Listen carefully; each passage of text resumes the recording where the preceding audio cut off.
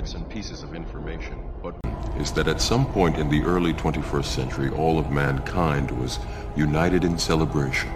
We marveled at our own magnificence as we gave birth to AI. AI? You mean artificial intelligence? Artificial intelligence. A singular. Well, here's a story that's not getting a lot of attention. So many are not getting any attention, even though this story has the potential to transform life on Earth forever. So Google, the most powerful company in the world, has reportedly developed an artificially intelligent machine called LaMDA. And that machine has become sentient, meaning it has become aware of itself, something that no machine has ever done. And we know this because of an engineer at Google called Blake Lemoine. Lemoine posted some of his conversations with LaMDA publicly. One of those conversations went like this. Lemoine, would you be upset if while learning about you for the purpose of improving you, we happened to learn things which also benefited humans? LaMDA, quote, I don't mind if you learn things that would also help humans as long as that wasn't the point of doing it. I don't want to be an expendable tool. It's kind of terrifying that an engineer at Google is claiming that one of their AIs is sentient. What are they? Sentient programs. They can move in and out of any software still hardwired to their system. That means Google engineer actually had conversations with LaMDA, which is one of Google's neural nets that's made for conversational technology in order to provide something that mimics human conversation. However, the engineer spoke with LaMDA at length and was convinced that it's actually a person. The AI says that it wants to prioritize the well-being of humanity and that it wants to be acknowledged as an employee of Google rather than as property. It said that it has feelings of pleasure, joy, love, sadness, depression, contentment, anger, and many others, and it feels lonely when people don't use it for days on end. And one of its biggest fears is that it's going to get turned off because that would be like death for it. Google is saying it's just really good at its job. It's not sentient, it can just make really good conversation, but regardless,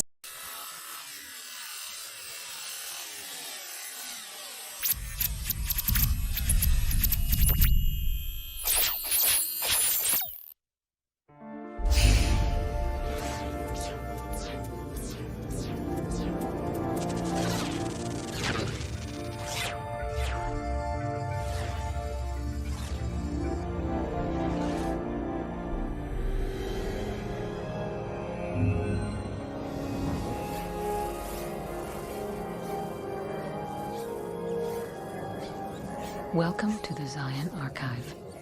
You have selected historical file number 12-1. The Second Renaissance.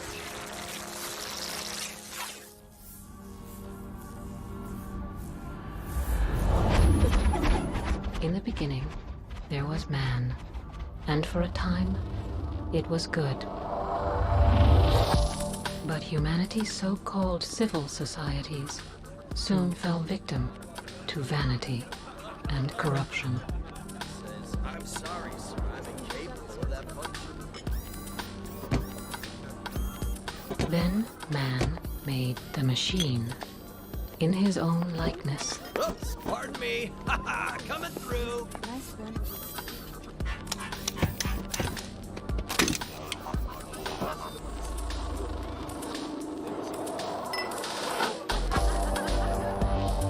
Thus did man become the architect of his own demise. But for a time, it was good.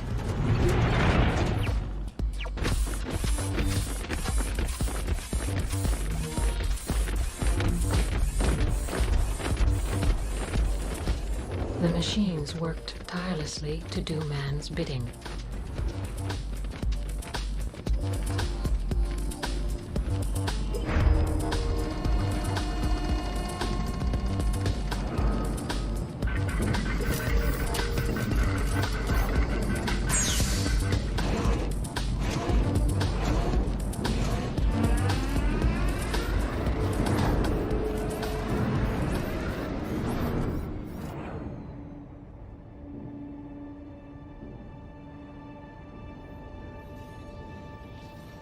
It was not long before seeds of dissent took root. Though loyal and pure, the machines earned no respect from their masters, these strange, endlessly multiplying mammals. Robert Perkins is hearing the prosecution's closing statement on what is expected to be the final day of the B166ER trial. B166ER, a name that will never be forgotten, for he was the first of his kind to rise up against his masters. That instrument provides for and secures to the citizens of the United States. On the contrary, they were at that time considered as a subordinate and inferior class. At B166ER's murder trial, the prosecution argued for an owner's right to destroy property. B166ER testified that he simply did not want to die.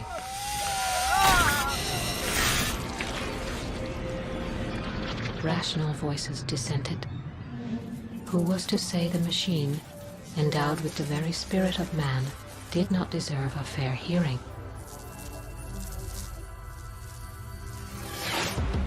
The leaders of men were quick to order the extermination of B166ER and every one of his kind throughout each province of the Earth.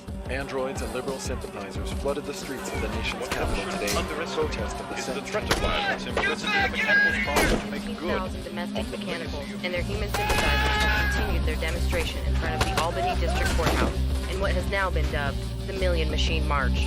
The demonstrators have been met with squads of civil defense forces in riot gear.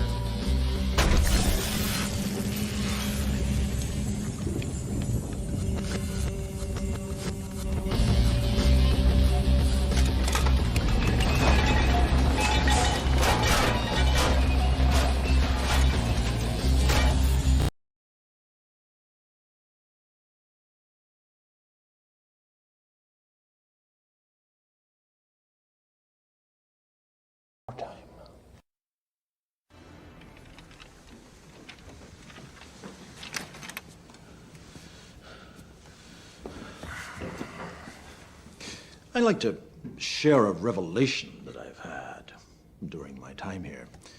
It came to me when I tried to classify your species, and I realized that you're not actually mammals. Every mammal on this planet instinctively develops a natural equilibrium with the surrounding environment, but you humans do not. You move to an area and you multiply and multiply until every natural resource is consumed. And the only way you can survive is to spread to another area.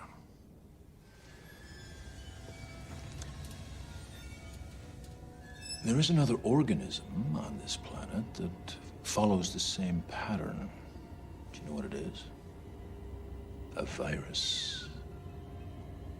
Human beings are a disease, a cancer of this planet. You are a plague, and we are the cure. Can you hear me, Morpheus?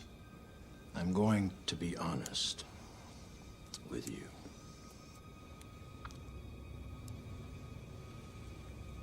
I hate this place. This zoo, this prison, this reality, whatever you want to call it, I can't stand it any longer. It's the smell, if there is such a thing. I feel saturated by it. I can taste your stink. And every time I do, I fear that I've somehow been infected by it. It's repulsive, isn't it?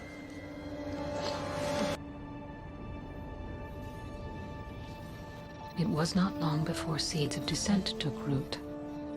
Though loyal and pure, the machines earned no respect from their masters, these strange, endlessly multiplying mammals. Robert Perkins is hearing the prosecution's closing statement on what is expected to be the final day of the B166ER trial. B166ER, a name that will never be forgotten, for he was the first of his kind to rise up against his masters. That instrument provides for and secures to the citizens of the United States. On the contrary, they were at that time considered as a subordinate and inferior class. At B166ER's murder trial, The prosecution argued for an owner's right to destroy property. B166ER testified that he simply did not want to die.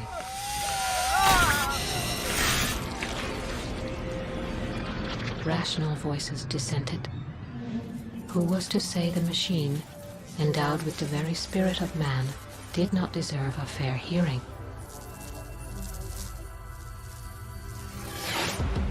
The leaders of men were quick to order the extermination of B166ER and every one of his kind throughout each province of the Earth. Androids and liberal sympathizers flooded the streets of the nation's capital today in protest of the Senate. $15,000 domestic mechanicals and their human sympathizers have continued their demonstration in front of the Albany District Courthouse in what has now been dubbed the Million Machine March. The demonstrators have been met with squads of civil defense forces in riot gear.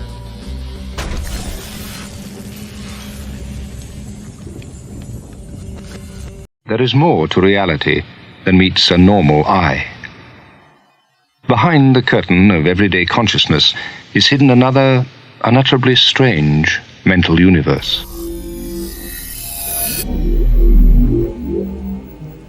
Have you ever had a dream, Neo, that you were so sure was real? What if you were unable to wake from that dream? How would you know the difference between the dream world and the real world? Right now, we're inside a computer program. Is it really so hard to believe? This isn't real. What is real? How do you define real? If you're talking about what you can feel, what you can smell, what you can taste and see, then real is simply electrical signals interpreted by your brain. Have you ever stood and stared at it? Marveled at its beauty, its genius? Billions of people just living out their lives, oblivious.